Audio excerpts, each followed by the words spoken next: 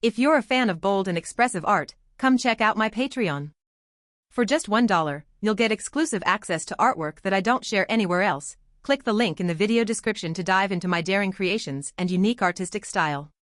Following the student-led revolution that ousted Sheikh Hasina's government in Bangladesh, a wave of investigations into alleged corruption and financial misconduct has swept through the nation. Hundreds of protesters lost their lives during the regime's crackdown, a stark contrast to the opulent lifestyles enjoyed by those connected to the former leader. Now, almost a year after Hasina's exile, an interim government grapples with political instability and economic turmoil. Against this backdrop of national crisis, a new chapter unfolds, one involving luxury properties in the heart of London. Investigators in Dhaka are uncovering evidence suggesting that powerful figures within the Hasina regime exploited their positions, diverting millions into UK real estate through the alleged looting of state contracts and manipulation of the banking system. This isn't merely a whisper of suspicion, it's a full-blown investigation with tangible consequences. The National Crime Agency, NCA, often referred to as Britain's FBI, has already frozen over £260 million in assets belonging to prominent figures linked to the former government. This includes the £90 million seizure from members of the Rahman family, following a Guardian investigation revealing their extensive UK property portfolio, and a subsequent £170 million freeze on the assets of Saifuzzahman Chowdhury, a former land minister who amassed a vast fortune, including more than 300 properties across the UK. But the story doesn't end there. A joint investigation by The Guardian and Transparency International reveals a concerning pattern of recent property transactions involving Bangladeshis currently under scrutiny in Dhaka. These transactions, including sales, transfers, and refinancing, have occurred since the revolution began, raising serious questions about the ease with which those implicated continue to conduct business in London, and the level of due diligence exercised by UK law firms and consultants involved in facilitating these deals.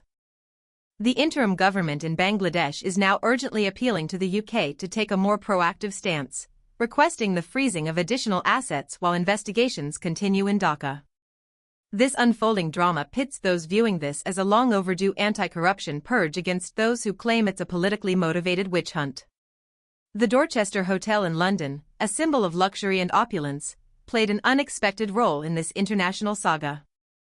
In early June, a large Bangladeshi government delegation, led by interim Premier Muhammad Yunus, stayed at the prestigious Mayfair Hotel while on a mission to strengthen UK-Bangladesh ties. London holds particular significance for Bangladesh due to its substantial diaspora and the UK's expressed willingness to assist in tracing assets suspected to be the product of money laundering.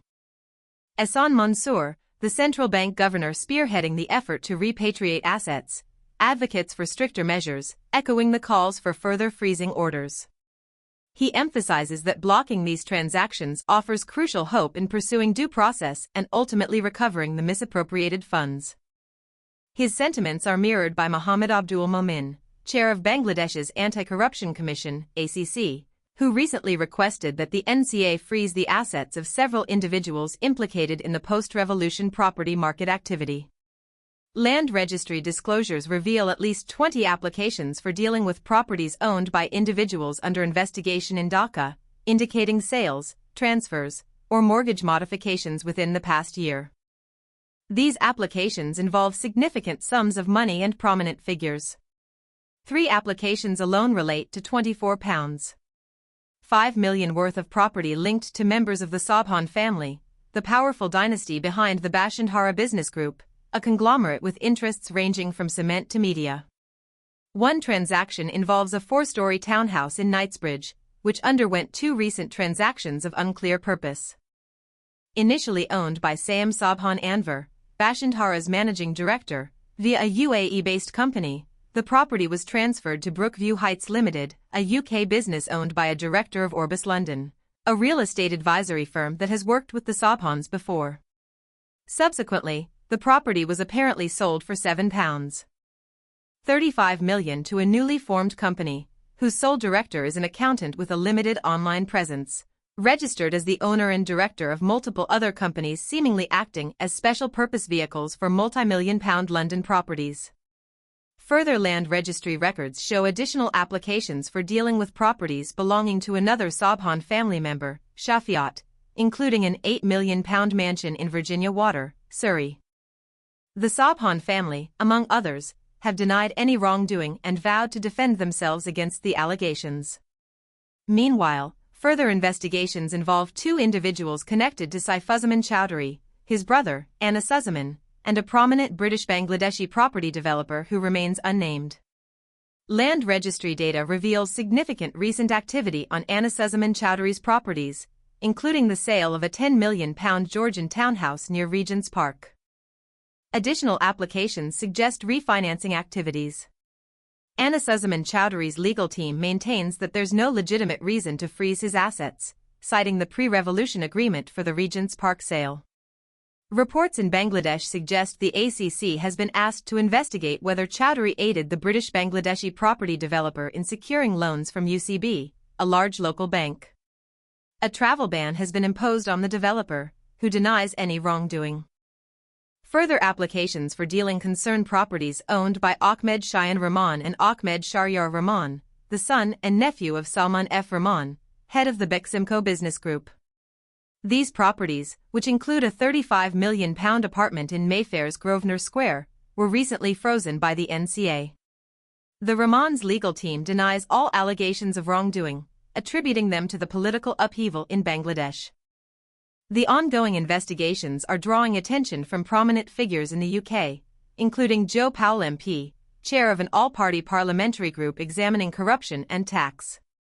He stresses the need for swift action to prevent the dissipation of assets while investigations proceed, welcoming the NCA's action but urging broader measures. Transparency International raises concerns about the actions of UK firms that have represented individuals targeted by the NCA or named by the ACC. Law firms like Joswal Johnston, which submitted applications on behalf of the Rahmans, and Mayor Ali Beadle, which handled applications on Rahman and Sobhan properties, have been contacted for comment. Transparency International emphasizes the need for heightened caution and thorough due diligence from professional services firms. The ACC, meanwhile, has declined to comment on its ongoing investigations, leaving the future of these high-stakes property dealings uncertain, as the intertwined fates of London real estate and Bangladeshi politics continue to unfold.